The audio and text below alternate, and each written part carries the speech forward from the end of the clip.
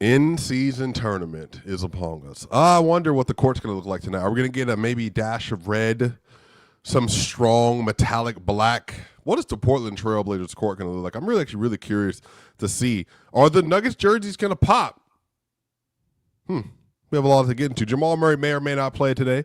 Nikola Jokic, will you shoot more than 12 times a game? He's taking 6 less shots right now than he did all of last year. Y'all, Cam Johnson, can he get a little bit of a role tonight? Can Aaron Gordon make multiple threes again in the game since the Golden State Warriors game? Will Tim Hardaway Jr. continue to light the world on fire? We got a lot to talk about. That's Ryan Blackburn, a man with the great hair.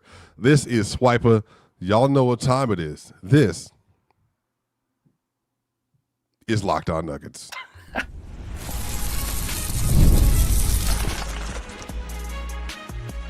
You are Locked On Nuggets, your daily Denver Nuggets podcast. Part of the Locked On Podcast Network, your team every day. Yeah, Ava, it's the Emeritus Cup. We know. Hello. Good to see everyone. Hope you're having a fantastic day, a wonderful day. I hope you're enjoying your Halloween. It's getting spooky out here. Spooky y'all. Season. It's a good show you did on Spooky Season. Oh, man, no problem. Just a little solo. This is we never see Swipa do shows with Ryan or Matt anymore. I know. They don't like doing shows with me. I mean, today, Ryan almost bailed on me today. Are we doing a show today? It's like, I didn't know I didn't have to show up to work today. I just wanted to confirm. First off, I hope you're having a great day, everybody. Hope you're enjoying your Halloween. I got a spicy Halloween take here in a second. But, y'all, today's episode is brought to you by FanDuel. Right now, new customers can bet just $5, and if your bet wins, you'll get $300 in bonus bets to use across the app. Head to FanDuel.com to get started, y'all. Today, we have the start of the NBA in-season tournament, Ava, and I can't wait to get to it. This is going to be a lot of fun, but also I want to know, chat, tell us right now, for everybody that's here live and everybody in the comment section, what is your favorite Halloween candy? Give me your favorite. Matter of fact, give me your top 3 favorite candies for Halloween.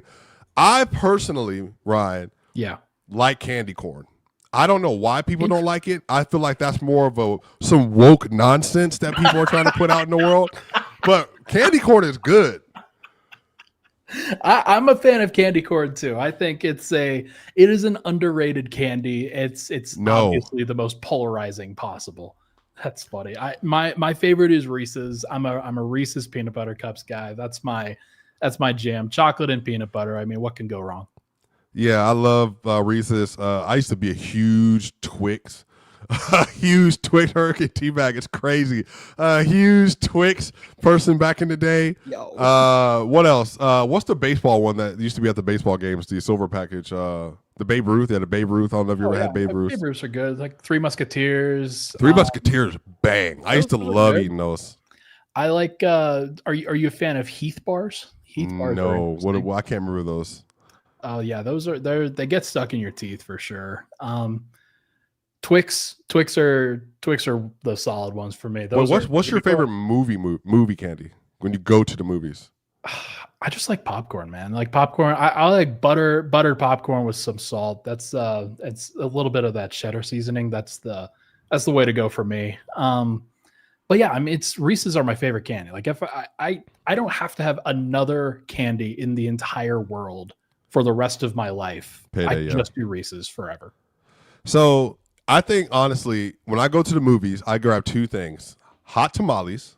I love hot tamales.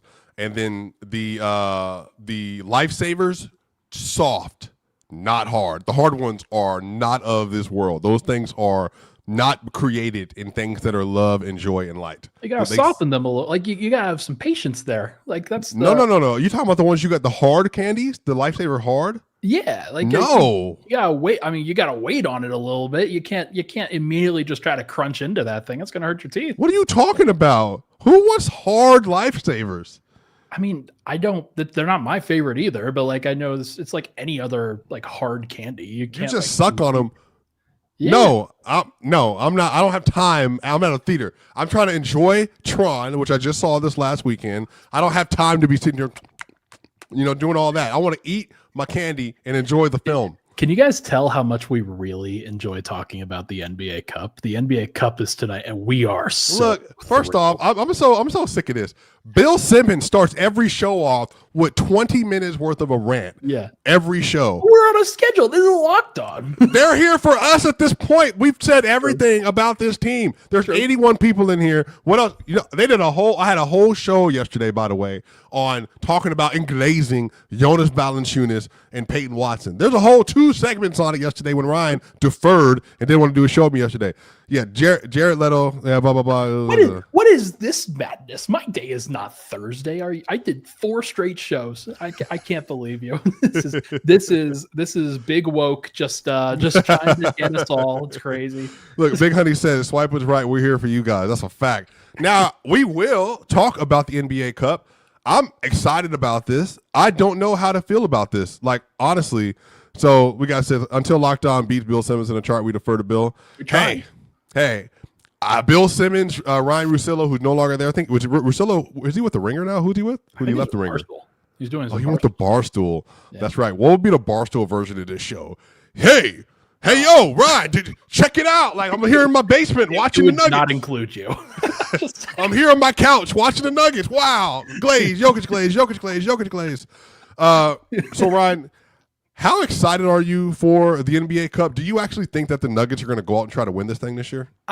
Personally, I think it's fine. Like, I don't have any problems with like valuing the NBA Cup as an entity and thinking, okay, this is another opportunity to care about games earlier in the season. I think that it's like the games are still the same. The actual entities are still the same. I will say that point differential does matter. So the Nuggets, on top of winning, they have to try to win by a lot. They should not be like dilly-dallying in terms of how much they're winning by. And because the point differential will actually be a potential difference, especially in this particular group where, I mean, I've got it in the rundown here. Denver's, like, their group is insane. San Antonio was crazy. Supposed to be the weak team of the group, the 13 through 15 seed. They're 5-0. Like, they're so good. So the if you haven't seen this nonsense that is the Nuggets division, first off, I want to pull up all of the NBA Cup divisions just so people understand. Ryan, are you aware of the group that OKC is in? I am aware of it. Okay. I know that they have the Jazz are better than I think people expected, so that definitely helps. But so like, Ryan again, just doing that bunch of that woke nonsense stuff. Listen to this, y'all. It's OKC, the Wolves, the struggling. Suns, they're struggling, the Kings, and the Jazz. Okay, yeah. I mean, it does look like they were in a situation where, yeah, we're just going to help them out a little bit. But here's the thing. Like, you can't predict that Anthony Edwards is going to get an injury. The Suns? And the Kings? And the Jazz? Who decided to do that? That was some nonsense. That was bad. So, wait. So you're telling me the Nuggets, y'all, I want people to understand, the Nuggets, playoff team. The Golden State Warriors, playoff team. The Rockets, playoff team. The Blazers are contending to be a playoff team right now, and the Spurs are undefeated playoff team. So you got Wemby, you got the GOAT, Donovan Clingan, you got the best player in the Nuggets, Aaron Gordon, and then you got Steph Curry, and then the last one is you got Kevin Durant and Alperen Sengun. Hey, you are denigrating the great Walker Kessler, who has been unbelievable for the Jazz to start this season. But no, I think I agree with you.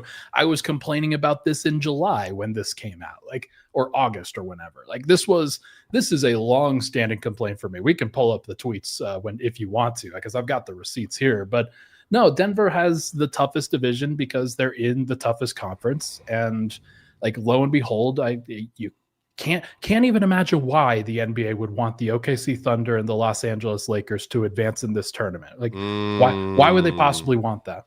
So open your third eye, y'all. You see that? Open your third eye, apparently, from Ryan Blackburn. Look, I'm excited to watch the games. I think the difference is, Ryan, I think the Nuggets are actually going to be in position to win the NBA Cup this year, because I think now they actually have a renewed energy. I said on Player's Choice, I don't know if they will try, but I think the energy could be there. the energy could be there if they have all their guys there. That's at least a good here you go trying to bail out Jokic if Jamal Murray doesn't play. Here we go. Right. All right, y'all. On the other side, I want to actually get into the schedule a little bit. And then obviously, Jamal Murray dealing with a little bit of lower body injury. Then Cam Johnson dealing with a little bit of injury. We're going to talk about how to manage that and what should the Nuggets do going forward. We'll be back for more here on Locked On Nuggets.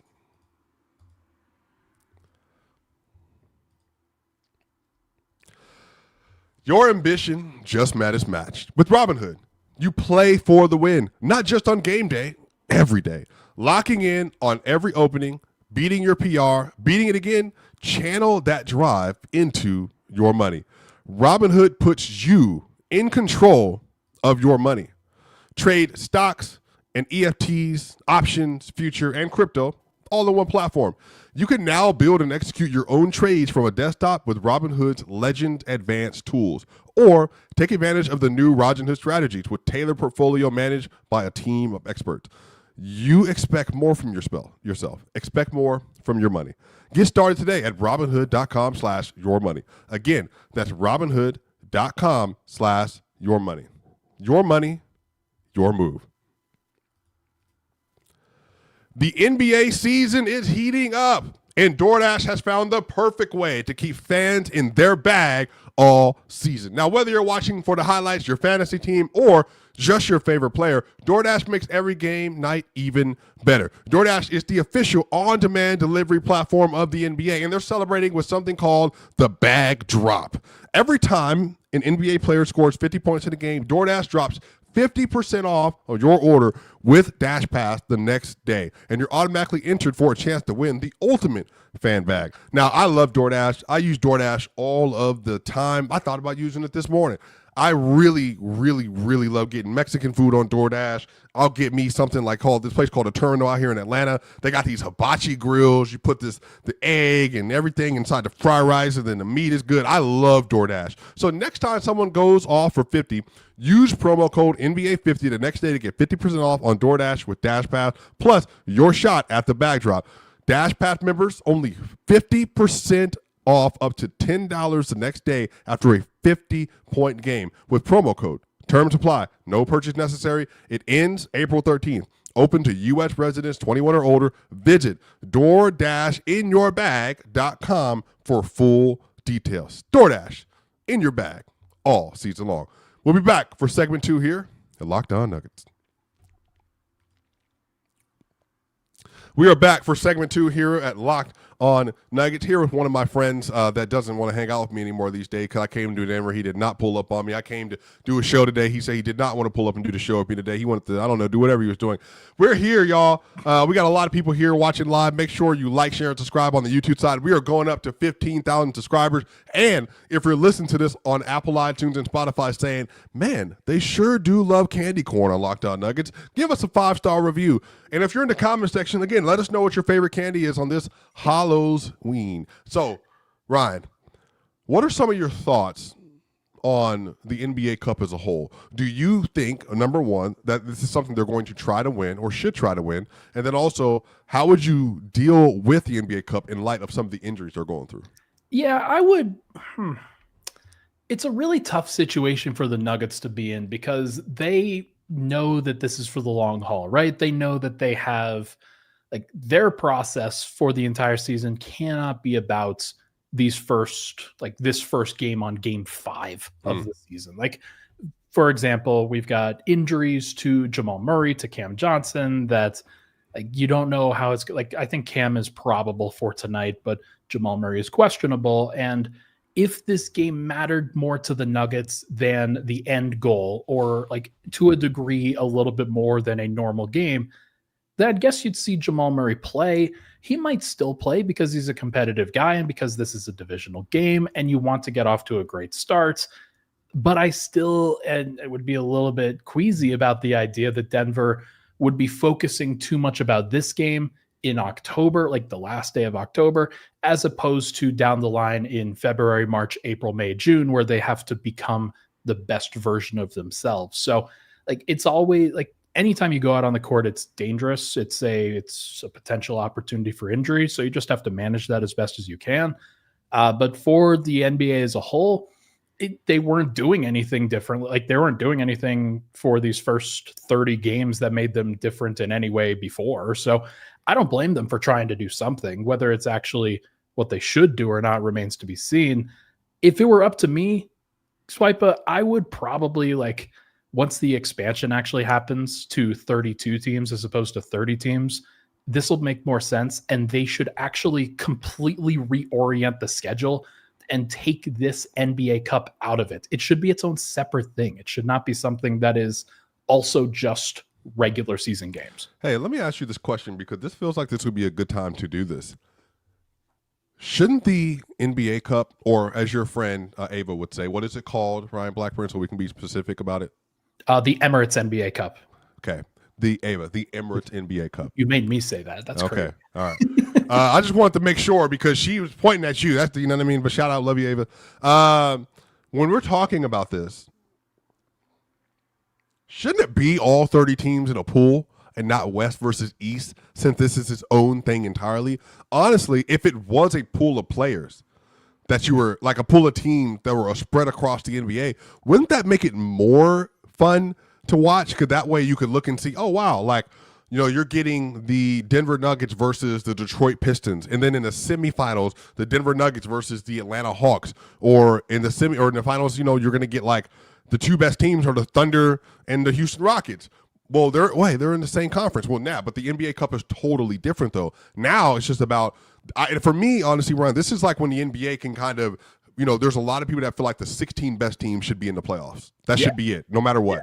Well, this would be a good opportunity to kind of see what it would look like. I think this would be the perfect spot to have all 30 teams line up in the NBA Cup, and then you just go from there, and then whoever is the best, no matter what division or conference, that's who wins. 100,000%. Like there's no doubt that they should be like, this is the opportunity that they need to be able to experiment with that at least a little bit. Like there should be a setup from the previous season standings where you build out, okay, 8 teams in 4 divisions where like once you get this expansion and you get 16 teams on the East, 16 teams in the West, like they should absolutely make it an 8 division or an 8-team division where you play one, like your team across that, and it could be across both conferences. You mix it up completely. You get basically 4 teams in the East, 4 teams in the West for 4 different divisions, and that's the way that you mix it all up, and it makes it feel at least a little bit more like valuable to like experiment with some of that stuff. I think it would be great if you did that and you got 11 Western Conference teams and 5 Eastern Conference teams. That would set a pretty strong narrative. That would be pretty impressive, and it would be more fun for Western Conference teams to be able to watch. Like all I know is that there's only one team that's going to be able to come out of the division that, or the group that the Nuggets are currently in right now, because they're going to bludgeon each other to death. There's no way they're going to improve. Like there's not going to be 2 teams that come out, because basically the rules are you get the cup winner or the group winner, and then you get one wild card across the entire conference. And that's based off of record and point differential. The point differential is not going to be good enough from any of those teams in the group C, because like they're so good. They're not going to be able to do it. So I don't know. It's going to be fascinating to track. But. So you think basically the Nuggets, you know, Rockets, Warriors, Blazers, or Spurs will come out of it, and then OKC's coming out of Group A. I mean, that's just you know, just write them in, and then so I think the 2 that will come out, it's going to be between the Dallas Clippers, Lakers, the Grizzlies, and then the Pelicans. So I mean, honestly, the Lakers and the Clippers sound like the best options to come out. I agree with you. I think it'll probably be Thunder, Clippers, Lakers, and then whichever team survives in West Group C. That'll be the side that comes out on the West. And then maybe on the East, I think you probably are looking at the Cavs. You're looking at the Magic look like they're struggling. Pistons look like they're struggling. Can we get the Sixers out of East Group B? Like that'll be interesting. And then in East Group C, it should be either probably the Heat or the Knicks. Like we'll see what it looks like there. The Bucks? The Bucks, honestly, it might be the Bucks too. That's one where I think that 2 teams come out of that group. Like they're going to beat up on the Hornets. The Bulls probably don't win many games in that particular group. But yeah, like I would guess. Who's your prediction before we get into it in the third segment? What's your prediction for the Cup final? Cup final, let's go with OKC because that's the easy pick. Like they will have the easiest road to get there, and then they will also like only have to face one of like two teams in the West in order to advance beyond that. I think that they'll get through it no problem. Actually, maybe not no problem, but like by that time, Jalen Williams should be back. Chet Holmgren will be healthy, and they'll like have a fully stacked team at that point. And then the East, I mean, should be the Cavs, but I'm not sure how long Garland's going to be out. So we'll see what happens. I think it's going to be the Spurs. They look pretty good. Spurs and Bulls. I'll go fun. Spurs, Bulls make it out. Is that fun? Are the Bulls fun? Yeah. They're undefeated. Josh Giddey's fun. God, Ayo Dosunmu's fun. Ayo's great. Vooch is fun. They're having a really good defensive season too. They're having a good time. They've removed all the pressure and now they're just enjoying life. Interesting. That's an interesting take. I'm not sure whether I would bet on the Bulls just because I mean that is a tough group that they are in as well. Like the Heat are also pretty close to undefeated or near it, and the Bucks are a team that the Bulls are going to struggle to stop. Same thing with the Knicks. The Knicks are going to be an unstoppable offense for most of those teams. All right, on the other side, we're going to preview tonight's game. You know, is this going to be a game that we can expect from Jamal Murray to play, or what are we going to get if he does play? If he doesn't play, we're going to talk about Cam Johnson, and then what do the Nuggets do if neither one of them play, which should be really interesting and really fun. We'll talk about all that and more here at Locked On Nuggets. The NBA is back, and there's no better place to get in on the action than FanDuel, the official sports betting partner of the NBA. Even if you missed the start of the game or want to ride the hot hand, FanDuel has live bets on everything from who will score next to fourth-quarter comebacks. Plus, you can even combine your live bets into a same-game parlay for a shot at a bigger payout. It keeps every game exciting, especially when your team's making the late push. Right now, FanDuel is giving new customers $300 in bonus bets when your first $5 bet wins. So head to FanDuel.com to sign up and play your game with FanDuel, the official sports betting partner of the NBA. We'll be right back for more here at Locked On Nuggets. We are back for the final segment here at Locked On Nuggets. Anybody have a dog in the house? That dog needs attention, or dog needs something, or dog knocked something down? This is this household. All right, y'all.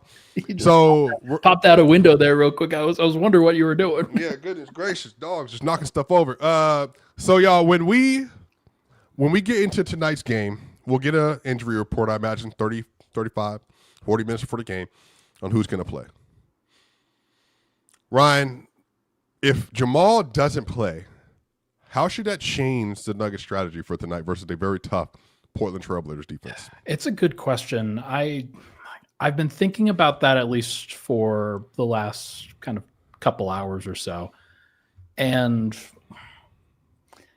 David Adelman has said something about not wanting to interrupt and change what the bench has been doing so far. Bench has been so good. Tim Hardaway Jr. coming off as the sixth man, Bruce Brown being the kind of change of pace defensive guard, all around guard for them. Peyton Watson has been unbelievable. Jonas Valanciunas has been exactly what the Nuggets wanted him to be. Like, do you really want to disrupt what those four guys are doing in their role? Or do you want to move them up and then kind of shift things and add in somebody else on the bench like a Julian Strawther, like a Jalen Pickett, like a Zeke Naji, who else? Like it's probably one of the guards, obviously, that they would be adding in.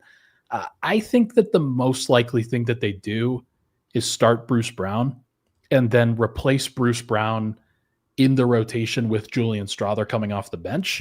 That would be a thing that I think makes sense. They could obviously change some things up, but like they have experience going with a Bruce Brown at point guard look, and then Tim Hardaway comes in for him pretty early, and then maybe Bruce comes back in as a stagger with the second unit. That's a decent option. Yeah. Ryan, how would you feel about a no PG look? So Tim Hardaway Jr. gets to start. It's funny because like Bruce, I don't feel like is that much of a PG anyway. So like they're kind of doing that with Bruce anyway. But like the Tim Hardaway Jr. Whoa. How about they? Okay, let me counter your little point with the PG point. Peyton Watson's been playing point guard this year, so you can sit here and deny it all you want. So rub it in. What if Peyton Watson starts at PG tonight? Peyton Watson, huh? That's a Peyton, Christian, Aaron Gordon. Man. And then you get wings on wings because, the Blazers got a bunch of wings. Peyton Watson's been playing great basketball. Like there's no question about that. If there was a guy who deserved to come in and really try to impact the game in that light, it would be Peyton Watson. I wonder if it's a little bit weird and Denver just wants to kind of stabilize and go with something more traditional. The thing is about Portland is that with the lineup that they are starting, it's basically Drew Holiday, Shaedon Sharpe, Denny Avdia, Toumani Camara, and Donovan Clingan. So they've got a lot of defensive guys and not a ton of initiators. I would guess that Christian Braun would guard Shaedon Sharpe, at least at the beginning. If you had Peyton Watson come in, then he would guard Shaedon Sharpe in all likelihood, and Christian Braun could then be guarding somebody like Drew Holiday instead. There is something to be said for that. My only question is, does Denver get enough offense out of that group? The answer is probably yes, because they have Jokic and they have a great setup already. But I just wonder if they want to get, like, it wouldn't surprise me if Jalen Pickett started tonight. Like just somebody who came in, who wasn't in the normal rotation and just came in to set the table for Joker and allowed him to do the things just to try to get them off to a good start. And then they work through the rest of the rotation as the game moves along. That would not shock me in any way, shape, or form. What's been the Nuggets' best lineup this year? The starters, without nerdifying it, the starters struggled in the first game. Yeah. But ever since then, they've been unbelievable. Like they really have been truly awesome and exactly what you're looking for as a team. Let's go over to NBA.com and look at let's just go look at the totals for Denver from a 5-man lineup perspective. I want to see what their highest plus minus lineups have been. Christian Braun. This is the Murray, Brown, Cam Johnson, Peyton Watson, Nikola Jokic lineup is plus 18 in 6 minutes. That's the lineup that blew the game open a couple of nights ago against the New Orleans Pelicans. Lineup that's been out there a couple times: Murray, Brown, Hardaway, Aaron Gordon, Nikola Jokic. Only 8 minutes, but it's plus 11 in that time. Another lineup that's played a fair amount and been pretty solid: Christian Braun, Bruce Brown, Tim Hardaway, Peyton Watson, Nikola Jokic. You've got a couple of bench guys in a defensive look next to Jokic, and that seems to have worked pretty well. They haven't shot the ball well, but they're still plus 4 in that particular group. So you would expect the shooting to get a little bit better as the year goes on. Like, there's a lot of different groups I think you can play around with and say, yeah, this is pretty solid. I also like the AG and Murray staggering with the bench and getting Jonas Valanciunas there next to Aaron Gordon. That one has great size and great physicality. So when you look at the minutes that the lineup that played the second most outside the starters this year, it's been Murray, Jamal Murray, Bruce Brown, Peyton Watson, Tim Hardaway Jr., Jonas Valanciunas. I'm looking on Data Baller. Yeah. Plus 20.5 net rating, good sir. Again, Plus just 5 games. 20.5. That's sick. Just 5 games or 4 games. But Brian back, I mean, when would we have foreseen that the Nuggets would have a non-Jokic lineup, but even this early in the season would be that good already? I think that for me is a really big story, that they have found an actual NBA starting level team that you could have and that you could use when Jokic goes out of the game. And I think that matters a lot. And I think also too, I looked into the PvP stats a little bit earlier today. And if you look at Jamal Murray, again, I'm not going to filter it out for garbage time because they've been blowing teams out. Murray and Jokic on the floor this year, when garbage time included, they have a plus 24.7 net rating. Murray without Jokic, it's a plus 10.28 net rating. Murray, so Jokic, that's Jokic without Murray, plus 10.28. Jamal Murray without Jokic this year is 39 minutes, a plus 10.25 net rating. Ryan Blackburn, that is special stuff. Murray's been amazing. Like, Murray has been amazing this year. I know that this last game he was pretty inefficient for a while. I wonder if that calf really played into it. There are a lot of people that pointed it out. Murray and Jokic, when they've been on the court so far this season together, 99th percentile on cleaning the glass on the offensive end, 96th percentile on the defensive end. Oh, wow. Like, hey, weird. Maybe Denver can guard with their group as long as everybody knows what they're supposed to do and tries. Yeah. It's crazy. We'll talk about that, maybe get to a little bit further into the season, but I do think it matters, Ryan, that like, I noticed this, Jokic is he's averaging 9 less points than he did last year, 9.6, but he's taking 6 less shots a game than he did last year as well. If he's able to keep that usage that far down for like stretches of the season, I think that's going to be a lot to aid their defense as well. And some of that might just be as simple as like they're getting the ball up the floor faster. He doesn't have to use as much energy getting everybody else open. And then from there, it's just a matter of, I think on defense, him being able to have a breath and relax and be able to actually execute, play up at the level, rotate down, and then having Cam Johnson on the floor too. So, man, I'm liking what I'm seeing for the Nuggets so far this year. They've been good. Cleaning the glass has Jokic without Murray as a plus 1.5 net rating, where the offense has been pretty good, but the defense has been pretty bad. I want to make sure that everybody fully appreciates the commitment that Murray has put into his entire game during the start of the season. The defense has actually been really good with him. He knows and is in the right position on a consistent basis, and that really helps the entire mix. Christian and AG and Jokic are going to naturally get the credit defensively because they are always a part of those actions on a very consistent basis. But if you are helping and in the right help spots on a consistent basis, it makes their lives easier. And Murray has absolutely done that.